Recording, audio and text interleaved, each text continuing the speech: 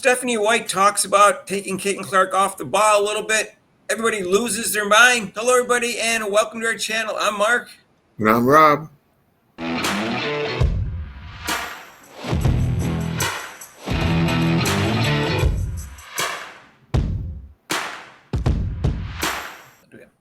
So, hey, if you haven't subscribed to our channel yet, please do so with the notification bell when you do, so you get notified of our next video. So, Coach Stephanie White had an interview with a podcaster named Richard Deitsch, Deitsch. I don't know if that's pronounced correctly. Nobody else seems to know how to pronounce it. But I will play two excerpts. There was three excerpts. Ken Swift, shout out to him. He had three excerpts on his X column, which is a great column, by the way. Everybody seems to like it. And I will play them for you. So here's the first question we want to cover. One, is Caitlin Clark stronger, or do you expect her to get stronger? And two, like, what's realistic, like, in terms of from a great first year to now second year in the league, where, you know, it's not as new anymore, right? And you sort of know how the league plays, if nothing else. Yes, she is stronger, first and foremost. And again, she's got a lot of self-awareness. And, she figured that out, right away. Like, I need to get stronger. I can't get knocked around as much.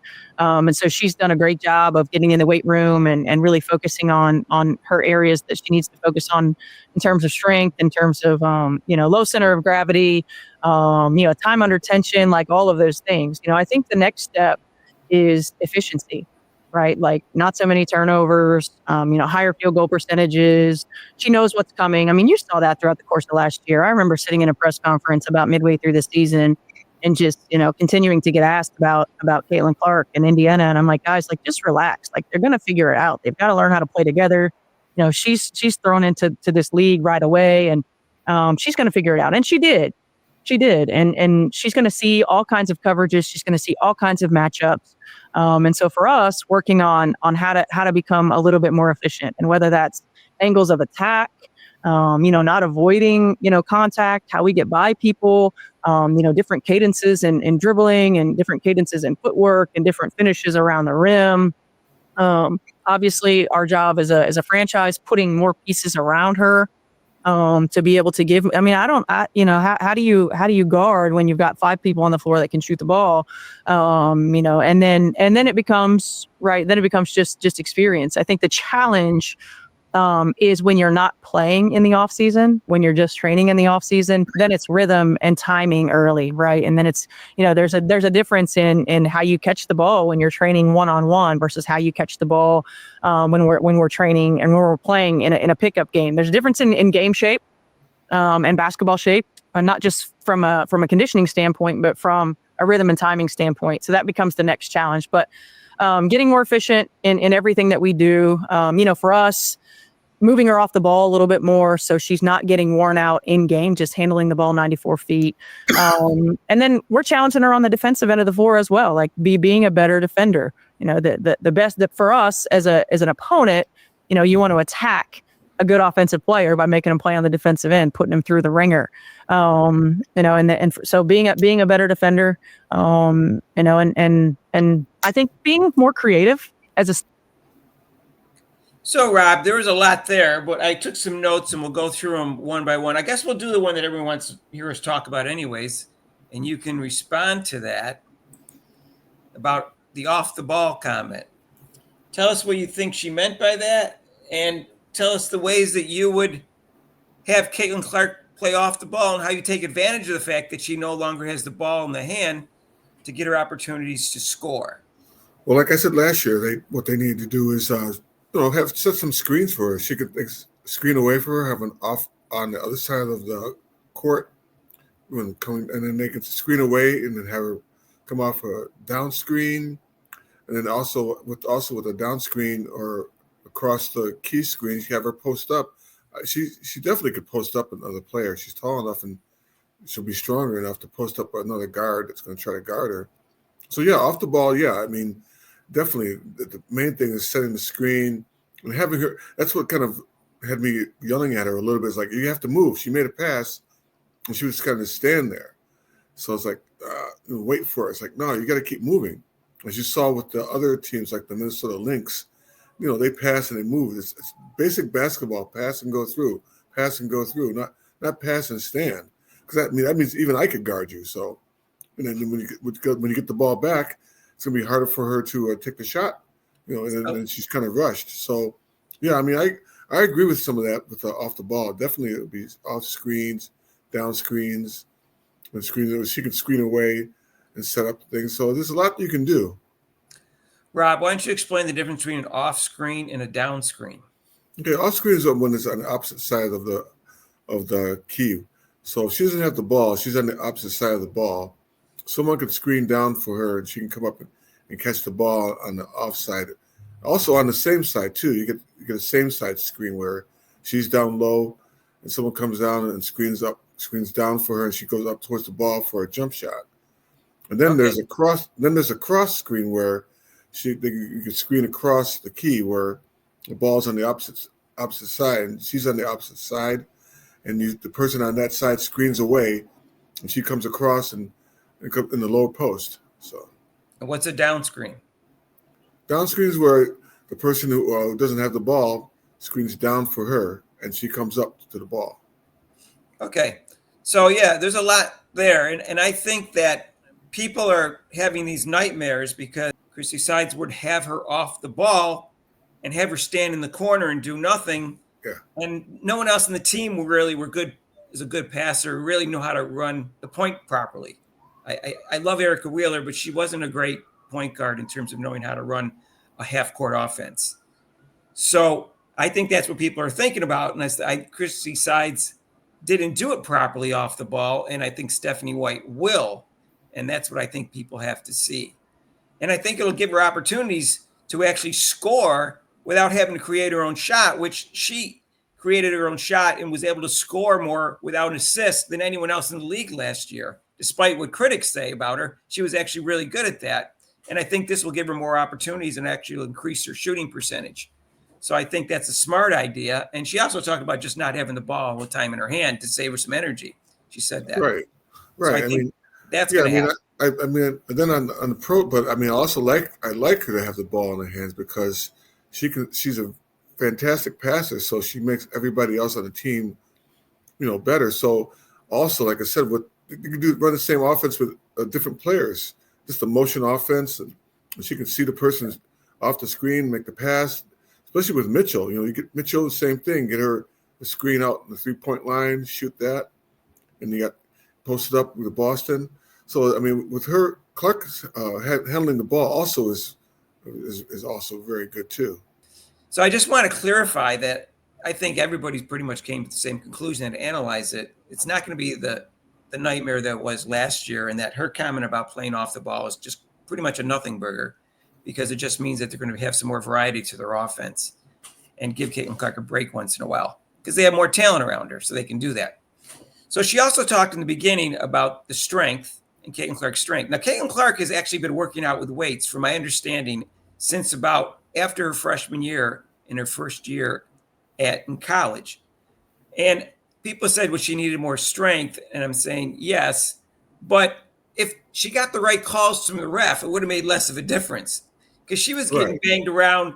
And those times that she was getting hit and assaulted and grabbed should have been fouls called. So it shouldn't have mattered how strong she was. That doesn't mean she should get stronger because Michael Jordan did it, in order to handle the Pistons, in order to handle, posting up in the post there.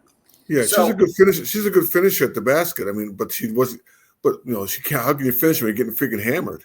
Right. I think that's overrated. That she needed to get stronger. That she wasn't strong enough. If she was getting the proper calls from the ref, or if the league itself was making the proper calls for what are fouls and not allow such physicality, you wouldn't have to be as strong, and you'd have better athletes, more creative, faster, quicker athletes than the bulky athletes they have in the WNBA right now. That's just my personal opinion. She also talked about efficiency, about Caitlin Clark, and we all know she had too many turnovers last year, and for several reasons. Some was the refs, but some was they weren't used to her teammates. Some of her teammates didn't move well without the ball. They didn't catch the ball. And I think they didn't run a good half-court offense, so she kind of forced it sometimes. But I think with Stephanie White and a better half court offense, Rob, those will all improve. Yeah, like I said, against man-to-man, basic motion offense. It's basic old-time basketball. You pass the ball, go through, pass and go through, keep moving. You have to keep moving, not to pass and stand. You but didn't see much of unfortunately, that last year. yeah. But unfortunately, these players nowadays, they like to hang out at. I like the 3-pointer, but they like to hang out at that 3-point line. So when they pass the ball or when they're standing, they'll just stand there and wave their hand. But you got to move. You have to move to get open. Right. I agree. She talked about being in shape and getting in shape, and Caitlin Clark will be in shape. I have no problem with that. I'm concerned with Leah Boston. She showed up for camp last year not in shape, which is inexcusable given how long the off season is and how short their season is, which is half the length of a NBA season, which means their off season is a lot longer. And I don't know, people use the excuse that she was bulking up. Well, you can bulk up and still get in shape. You can still do that, believe it or not. That has nothing to do with. That's part of getting in shape. When you're bulking up, you also have to work on your agility. And that's what she should do: work on her agility and then her hand strength. Right. So we've talked about that before. But she did the one-on-one contest. She was up 6-4 halfway through the contest. She was so exhausted. There was a rebound, and the other player went out to the 3-point shot. And she just stood underneath the basket. She was too exhausted to even cover the 3-point shot. And this is halfway through the season for Unrivaled, which means she should be in shape for that league. So that's inexcusable. It was the only one-on-one game I think she played that day at the time. So I'm just concerned that she's going to have to be in shape because they're going to run a lot next year. But I think she will be. I think the other people are going to give her a little advice, and she will. Anyways. Well, with her, you can, with offense, usually on offense you rest, but she can anticipate. She could actually be a trailer even if she's not as fast as the other players. She could be perfectly the trailer where she can just trail and then eventually she'll just go to her spot and post up, and then she get a nice little layup there. So she doesn't have to be ahead of the pack all the time with the fast break. Yeah, I don't think it's much of a problem as people think that she doesn't fit playing with Caitlin Clark because of the fact that everybody else in the team that they've got this year is fast and can run. So there's a shot, there's a rebound. Caitlin Clark or Leah Boston get the rebound, and everybody else can run. The other three can run. So I think it'll work out just fine with Leah Boston. That doesn't mean she shouldn't be in shape, and she shouldn't sometimes break deep if she's if she's at the top of the key when the shot takes place.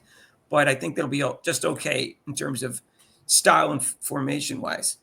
So she also talked about different coverages they're going to see, and I think Stephanie White will be able to handle those different coverages a lot better than Christy Sides because she should be able to figure it out because she's a much smarter coach. When they were double teaming Caitlin, the players just kind of just stand there, or they stood halfway, waving their hands. I go, you have to see if the double team's coming. You have to react to it as a player and go to open spot. That means an open spot, and once you get that open spot, the advantage is to you on offense. You get 3-on-2.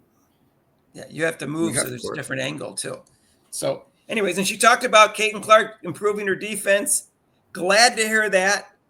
I'm sure it's a priority for the coach and for Caitlin Clark this year. They have a player development coach.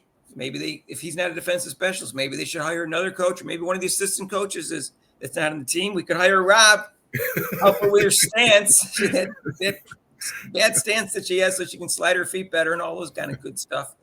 So I'm glad to hear that that's a priority. All right, so there's one more clip we want to play, and we'll talk about that too. And this was a good interview, but it's too long, so we're only going to play 2 clips off it.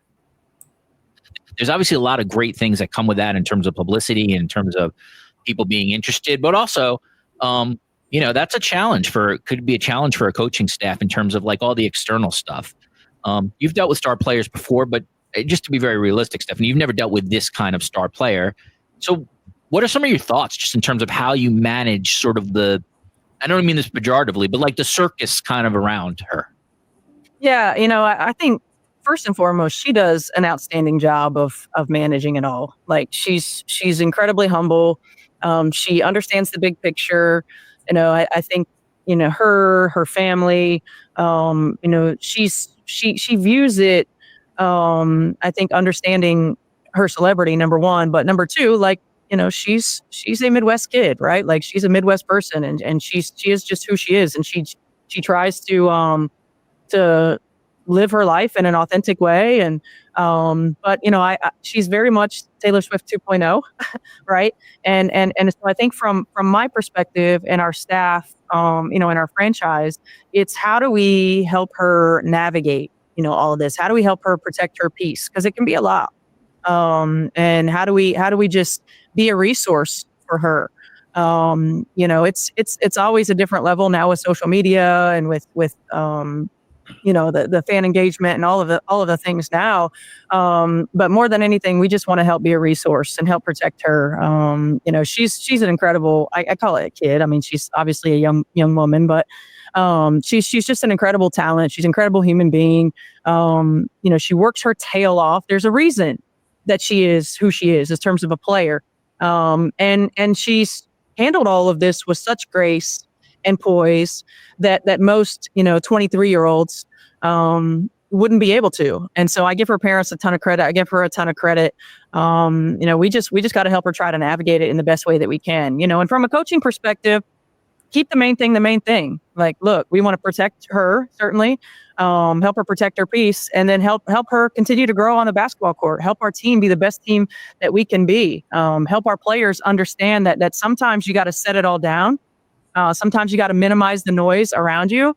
And we got to focus on what our job is. And our job is to put the best team and the best product on the floor that we're capable of doing. And I give our front office and management with Amber and Kelly a ton of credit. I mean, they have done an outstanding job in free agency and helping do that. And I think from our coaching perspective, we'll just continue to be very transparent in our communication. We will address elephants in the room. Certainly we're not afraid to do that. If we need to have difficult conversations, we have those difficult conversations. So Rob, give me your thoughts on what she said. Yeah, she's exactly right. But I think the main thing with the social media, just have her stay away from the social media. That's the main thing.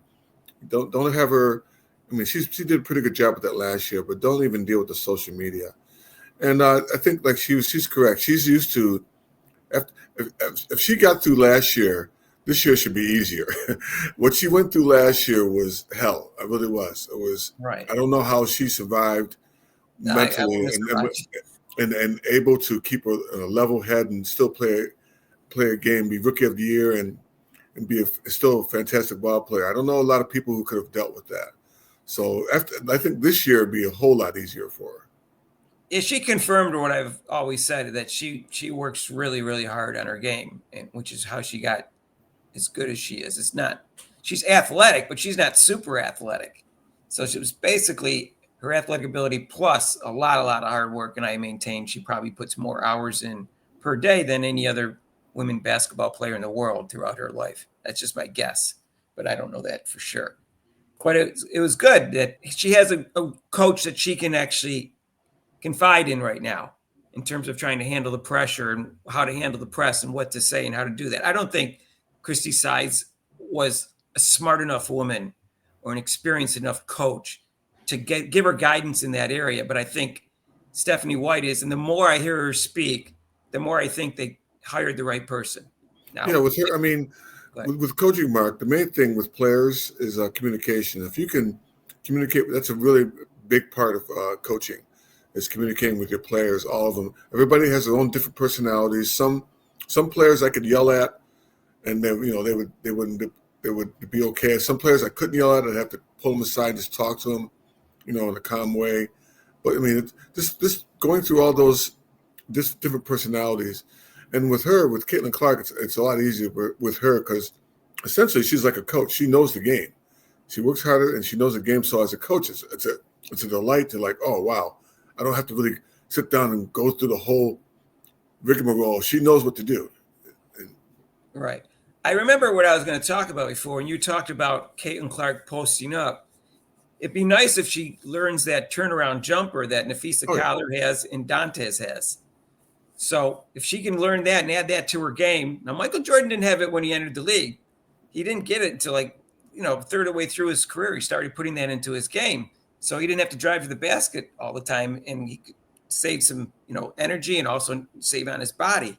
And that's deadly if you learn that turnaround jumper.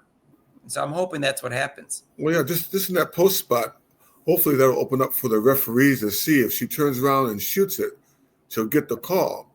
I mean, it'd be kind of obvious. And then if not, Coach White will be, I'm like, excuse me, she's posting up, someone's shoving her, and she'll probably get more calls with the turnaround. Right. Okay. So let us know what you think. And if you like this video, hit the like button and feel free to make comments down below. And if you haven't subscribed to our channel yet, what are you waiting for? We're trying to get 6,000 subscribers and we need your help. Hit that notification bell when you do so you get notified of our next video. And join us for our live show, which is 6 to 8 Eastern time. And you can call in for the show. And we're also going to add a new dimension to our live show starting this Monday, where we're going to have a panel, like a sports reporters type panel. And it's all going to be about Caitlin Clark, unless there's some major news in football and basketball that's not Caitlin Clark. And it's going to be some guests coming in from other YouTube channels and things like that. So we're really excited about that. It's going to be probably on from 6:30 to 7:30 on Mondays. Our live show is 6 to 8 Eastern time, so join us for that. If you want to donate to the channel, you can with super chats and super thanks down below. And there's a link to PayPal. Oh, by the way, the name of that show will be called Caitlin Clark's Crossover. So keep an eye out for that, and we'll see you in the next video. Peace out.